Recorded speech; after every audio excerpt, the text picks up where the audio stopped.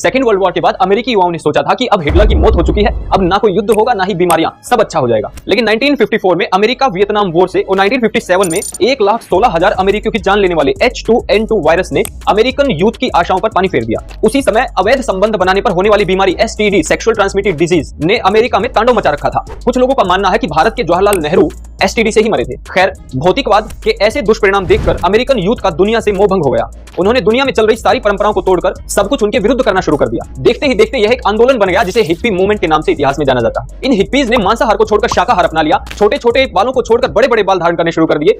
Coat pant को त्याग कर इन्होंने खुले और रंग बिरंगे वस्त्र पहनकर पार्कों में और गलियों में आवारा घूमना शुरू कर दिया। कुल मिलाकर समाज में जो भी कुछ चल रहा था, इन हिप्पीज ने एकदम उनके उल्टा करना शुरू कर दिया और अपना जीवन जीने लगे। समाज से अलग होकर इन हिप्पीज ने 3 चीजें अपना ली: music, dance and drugs. Srila Prabhupada ने 1966 में ऐसे ही 8-10 हिप्पीज को लेकर international society for Krishna consciousness, ISKCON की स्थापना की और पार्कों और गलियों में आवारा घूम रहे हिप्पीज को श्रीला प्रभुपाद ने वही सारी बातें बतानी शुरू कर दी जो वो हिप्पीज पहले से ही मान रहे थे। श्रीला प्रभुपाद ने भी इन हिप्पीज को 3 ही चीजें दी: म्यूजिक, डांस और प्रसाद। इसके बाद श्रीला प्रभुपाद ने इन हिप्पीज को ISKCON से जोड़ने के लिए 3 मुख्य नियम बना दिए। पहला, वेजिटेरियन खाना ही खाना है, दूसरा, अवैध संबंध नहीं बनाने और तीसरा, जुआ नहीं खेलना है। ये सारी चीजें हिप्पीज पहले से ही मान रहे थे, इसीलिए वो श्रीला प्रभुपाद के साथ ज्यादा कनेक्ट महसूस करने लगे और धीरे धीरे ISKCON में उन्होंने जुड़ना शुरू कर दिया। इन व्हाइट हिप्पीज को श्रीला प्रभुपाद ने बिना हिंदुओं के धर्म ग्रंथ की नॉलेज दिए हिंदुओं के सारे धार्मिक चिन्ह और श्री कृष्ण का नाम दे दिया। हिप्पीज पर समाज से अलग दिखने का भूत पहले से ही सवार था। वे उछल उछल कर भगवाधारी, जनेऊधारी और शिखाधारी बन गए। यही प्रभुपाद की सबसे बड़ी भूल थी जो इस वीडियो में आपको आगे समझ में आ जाएगी। जो हिप्पीज थोड़े दिनों पहले ही LSD और मारवाना जैसे ड्रग्स लेकर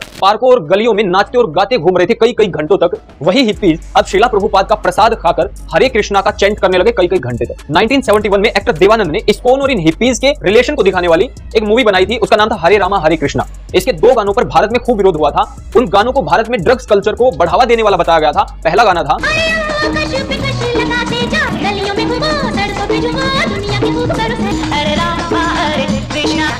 और दूसरा गाना था दम मारो दम मिट जाए बोलो सुबह शाम हरे कृष्ण हरे राम। ऐसी मूवीज ने और गानों ने ISKCON की पॉपुलैरिटी को बहुत तेजी से बढ़ाया। इसके साथ ही साथ ISKCON ने बहुत सारे हिप्पी म्यूजिशियन का भी फायदा लिया और कई सारी एल्बम्स भी निकलवानी शुरू कर दी जिनकी लाखों में कॉपियां उस समय बिकी थी। इन सबके साथ साथ कई बड़े अमेरिकी बिजनेसमैन ने बड़ी डोनेशन देकर ISKCON का प्रमोशन भी शुरू कर रखा था। प्रिंट मीडिया में बड़े बड़े आर्टिकल छपने लग गए कि सारे हिप्पीज श्रीला प्रभुपाद के कारण हैप्पी बनते जा रहे हैं। ISKCON ने प्रसाद बांटने की तरह इन सारे हिप्पीज को हिंदू नाम भी बांटने शुरू कर दिए और सोसाइटी में इन हिप्पीज को अब कृष्णा कहा जाने लग गया था। लेकिन जल्द ही इन कृष्णाज की इलीगल एक्टिविटीज के कारण हिंदू शब्द और कृष्णा की बदनामी शुरू हो गई थी। श्रीला प्रभुपाद की मृत्यु 14 नवंबर 1977 को हुई थी। इनके जीवित रहते ही ISKCON के कई सदस्यों और कई पूर्व सदस्यों की हेरोइन और मरवाना जैसे ड्रग्स स्मगलिंग की खबरें आने लग गई थी।